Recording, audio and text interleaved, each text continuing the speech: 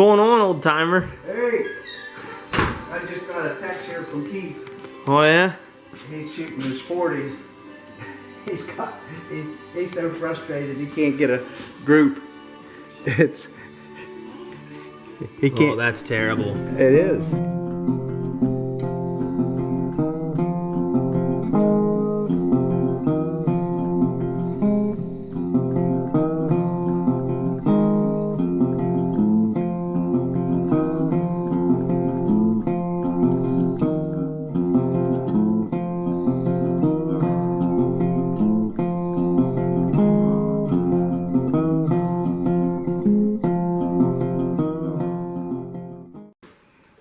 What's your name and your age, Sam? Sam Sheaffer, and I just turned 70. Okay, where were you born and raised? Lewistown. Okay. I grew up on a farm. We had a farm in Ferguson Valley. Okay. And yeah, worked on a farm till I was 17, 18. Dairy farm? No, beef. Beef, okay. So what was your first start in shooting muzzleloaders? I bought a CVA kit, 45 caliber, for $100. It was a 2-piece stock. Put that together, hunted with it for a year or two, and I shot one deer with it. But and it was a cold, windy, snowy day, and I thought they were like a modern gun. You shoot them, they'll drop. Well, I shot it where right behind the shoulder, and the deer run off, and I never did go look for it because it was too cold and snowy, and until I really got into it and figured out, oh, I probably killed that deer and didn't even go after it. That was the first deer I ever shot. Mm-hmm. Because as you learn, yeah, you got to follow up a little more. Yeah, they don't drop like a 0.6. Yeah, and you didn't have any guys that knew this to tell you.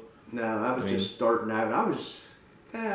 I was 40, but I wasn't smart about how muzzleloaders shot and stuff, and the knockdown power and all that. Yeah. So why did you start shooting muzzleloaders? It's just a fascination. I mean, the first movie I ever saw when I was a little kid was Davy Crockett. And so after that, it kind of got in my head that those guns were kind of neat, and I wanted to do it. Yeah. That's basically, and watching Daniel Boone. I mean, you're 40 years older than me, but that movie was filmed in 1955, and I grew up watching that movie. Yeah, I was little. Yeah. And then it came on, Walt Disney came on Sunday night, and they ran it on there in like episodes. Yeah. And so I was a little older, and that was the only channel that we got at the house, so that's what we did. We watched that. And I just thought it was neat. Yeah. So when did you join Standing Stone? Oh, well, before Standing Stone, I lived in Mifflin County. I lived in Lewistown, and Lewistown Sportsman's Club started a silhouette, the Woods Walks. That's where I first started, and I shot up there probably 10 years or longer. As long as somebody was running it, I shot up there. And then a group of guys from down here, Wendell Longnecker and Frank Crawford, Junior Marshall, they started coming to Lewistown, and then they started down here, and then they started doing rendezvous and woods walks and stuff like that down here.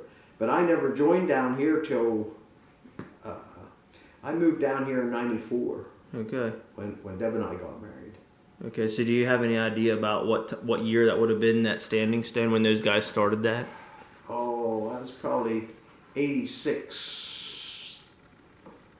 Okay, right, late 80s. To 90, yeah. Okay. Late 80s. All right. But I wasn't a member down here. I was a member of Lewistown. All right. And shot up there. So what would you say your favorite aspect of muzzleloading is? Well, it always has been the competition in the shooting end of it, because just starting to go into these rendezvous and watching these guys shoot, the good shooters, and then when you start shooting against them and start placing, and you're right up there with the top 4 shooters at a rendezvous or something, then that kind of makes you feel good. Oh yeah. To compete. So. Yeah, there's something down inside us that is competitive. Most people, anyway. Yep. That's why I always said I just want to kick your butt one time, Sam. It'll take a while, but hopefully one of these days. What would you say your favorite maker or build of gun is? I don't think I can put that down as one maker because there's a lot of makers that. Well, what about? Do you have a couple? A few? Well, the old makers. You're talking old makers. Yeah. I would say the Beck is probably a good one to go to, and in the books there's a couple. I liked the Joe Longs from Susquehanna, and I think it's everybody copied this one gun. Remember there, that's one of your. That's one of my favorites. And I even copied this side plate off of it and put it on my hunting gun. Did a good copy of this gun. Did he? Yeah. What do you know? What he had it named as? Moravian. Oh, okay. Yeah, I don't know who the maker was. Well, it says right on the flat there. Oh, that was a Shred. It was John Straight. Yep. That's definitely a German name. Or Schreit. Yeah, it's Yep, German. Straight. Yep, that's just a cool gun right there. Yeah. And since I'm a Sheaffer, that's part of my heritage. Sure. But that's one of my favorites, and I like one of my old-time builders is Herschel House. I love this gun. I saw this picture back in the 80s. They ran a copy of that, and I always liked that gun. Yeah. Is that a Virginia style butt? Yes, or that's patch box? That's his Woodbury school. Yeah, Kentucky. Dark gun. It's dark. Yep, that's just what you like. Yep. All right. Well, this one might be kind of hard to answer, but what would you say your favorite caliber is? I would say the 50. The 50. For an all-round gun. I mean, I shot 50s for a lot of years. That was. I started out with 45, and then I went to 50s, and I had 50s most of my life. Yeah. And I just got a 54 and a 58 the past 5 years. Okay. So, 50s was my go-to gun. You don't have any 45s, do you? I gave it to my brother. Oh, okay. I had one straight barrel. Yeah. And it was all too fancy for me. I only shot it a few times, and my oldest brother, I wanted his family to have one, so I gave him that and a horn. That's cool. That I did. And my other brother close to me, I gave him one of my 50s. Okay. With that piece of wood, with the other piece of wood like that, out of the yard here. Okay. And he has that gun. Okay. For his family. That's cool. I guess the last question I'd have for you is what's the best piece of advice you could give to a new muzzleloader shooter? Practice. Just practice. Have fun. Yeah. Don't try to beat everybody the first year. Yeah. Yeah. Because you'll be disappointed. Yeah, you'll be disappointed. Because there's a lot of good shooters out there, and the competition is tough. Yeah. I mean, you've seen that. Oh yeah. I mean, it's the old guys. They're smart. Yeah. They've been around. Yep. That's good stuff. That's all the 9 questions I had. Do you have anything else that you thought that you'd want to share? That's a fun sport. Yeah. I've never met anyone that you couldn't trust in muzzleloading. Everybody treats you like a real person. Yeah. Jokes around, and you know, everybody harasses everybody. Yeah. But they don't mean anything by it. Yeah. But everybody's a lot of fun. Yeah. Yeah. Everybody's pretty cool to be around. Yeah. I'd say it's the same way when you go to traditional archery shoots. I noticed that people were really, you didn't have to worry about where your kids were running around. Everybody was watching out for you. Exactly. You know, you break a flint on a woods walk, everybody's digging in their bag to give you one. Everybody's there. Somebody's there to help you. Yeah. If you mess up or need something. Yep. Yeah. Yep. Very good. You were just a pup. I was just young like you, just starting out. And he made the papers. I think that was my first Haynes there. This guy, he's the one that helped me build my first guns, Bernie. And there I am. This guy was from down at Potato Valley. Grumpy old fart. That was his nickname. That's what he went by. But he even had it on his hat. Really? Yeah. That was his boy, Jim Snyder. That was back in like '89. Yep. How old were you there? Same, about 40 some. About 40. Still got my hat. That hat right there. I won that down at this shoot. Maybe not this year, but the next year. This guy here, Steinhauer, and I entered together, and we got first place. We got a caped out coon for first place. First place for the Mountain Man Challenge. You had to do all this stuff. Yep. That's awesome. Yep. So that's why I kept this. Oh yeah, and that paper reads. Yeah. August 17th of '83. Yeah. Very cool. That's good you got that stuff. And then up in Lewistown, we used to shoot, when they first started out, we shot in platoons. There was four or five of us in a group, and we shot, and then they took the totals of each guy's score and added them together, and they got the team that come out on top, and then they paid first, second, third. Okay. To all four guys. Back then, there was 50-some shooters shooting that day. There was a whole lot more guys shooting. First started, and then next year it dropped off 20, and next year it dropped off. So you've seen the sport dwindle. At Tuckahoe, up in Altoona, when they would have a rendezvous, they'd give a gun away, and there would be 75 to 100 registered shooters and campers for a 2-day shoot. So what do you think the decline is? People's lives just got busy. Oh yeah. I didn't do a lot of shooting for a while because I was working 2 jobs. I worked weekends. My job called for me to work weekends, and And then when I retired, you had kids. Went part time. Yeah. They had kids. They were in stuff, and yeah. It was just hard to do. Yeah.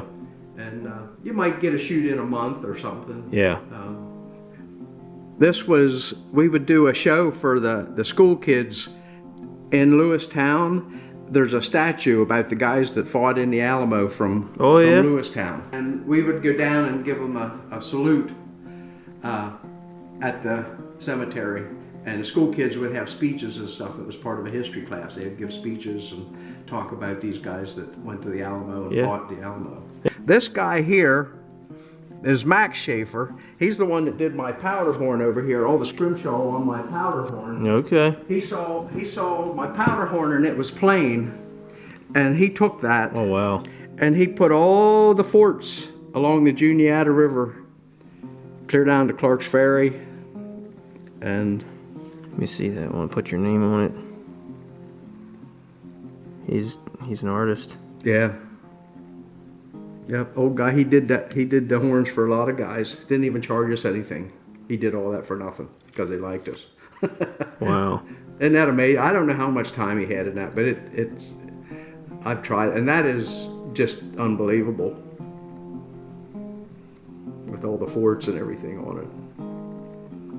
All the way down to the old Clark's Ferry. Mm-hmm. This is my first Haynes that I did back in the 80s, the first real Haynes. Now I restocked it because the stock broke. Oh. But this is all the hardware. The old guy that you did that? No. Oh. The old guy that got me started, he did this, and he had this gun started for a guy, and the guy broke the stock. He pulled the barrel out of it, and he cracked it here, and he cracked it here. And I bought all the hardware and the stock and barrel, lock, and everything for like $500 and then finished it. Wow. And that's the one that I shot most of my good targets with. And it's a really nice piece of ash. This is a good piece of ash. It finally broke, and I couldn't fix it, so I took all the parts and redid everything. Wow. I don't think I've ever seen that gun. I don't shoot it. I kind of preserve it. Uh-huh. But this was the one I shot all the matches with the past, from 90 to 2000. When I did this, I didn't know anything about the cheek, and I took this all off. How I got this, Don Getz was building it for somebody, and it had this flaw in it right here, and he didn't want to build it, so I bought all the wood and the barrel off of them, and then I bought all the other stuff and did it my way, and I colored this with, he had this flaw in it right here. Yeah, I see it. But I said that's what makes it's wood. I colored this with iodine and aqua 40s. Oh, okay. That's how I got the color. Uh-huh. It's real honey colored. A little bit of red in it. Yep. Alan Martin helped me build this gun. Okay. I mean, he gave me the pattern and kind of laid it out for me, and then I got wormholes in it. Yeah, wormholes. That was a piece of wood that he pulled out a piece of wormy maple, and I said, that's pretty cool. I think I'll do, because it's supposed to be a barn gun. Yeah. And it looks like it was in the barn. Oh, yeah. The worms got to it. Yep. And that's a 42, 44-inch barrel? 42, I think. 42. No side plate. It's just a plain drain, no butt plate. No butt plate. One thimble. Oh, just one. Just one. And is that common on the barn guns? Yeah. Oh, I didn't realize that. Yeah. Okay. The only thing I didn't do is I left the cheek high right here, but actually it fits my face better. And that caliber, what? It's a 50. That's a 50. Yeah. That's cool. And you did a design. And he showed me how to do that. Yeah, that's sweet. But oh no, I thought it come out really well. Oh yeah, shoulder it. I lay my cheek right on there, and I can look right down the barrel. Yeah.